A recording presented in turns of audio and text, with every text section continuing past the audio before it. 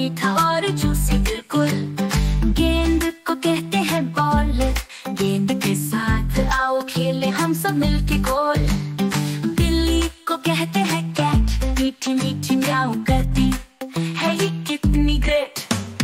कुत्ते को कहते हैं डॉग, वफादार साथी करता भौं का डायलॉग। हाथी को कहते हैं एलिफेंट, जंगल का राजा चलता है एलिगेंट। मछली को कहते हैं फिश, पानी में तैरती लगती कितनी डिश। बकरी को कहते हैं गोट, घास चरते चरते गाती मिमियाने का नोट। घोड़े को कहते हैं हॉर्स, दौड़ने में तेज दिखाता है फोर्स।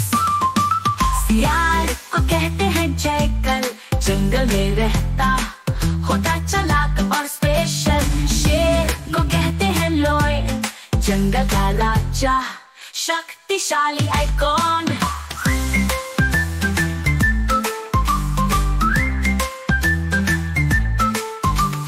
बंदर को कहते हैं मंकी, मस्ती करता है ये कितना फंकी।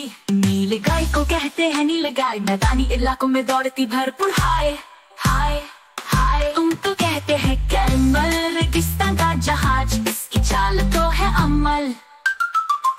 तोते को कहते हैं पैरट, हारे पंख वाला कहता है प्यारा सा चैटर। जिराफ को कहते हैं गिरीफ, लंबी गर्दन वाला लगता प्यारा चीफ। जबरा को कहते हैं ज़ेब्रा, काली सफेद धारी वाला कितना सुंदर लगता।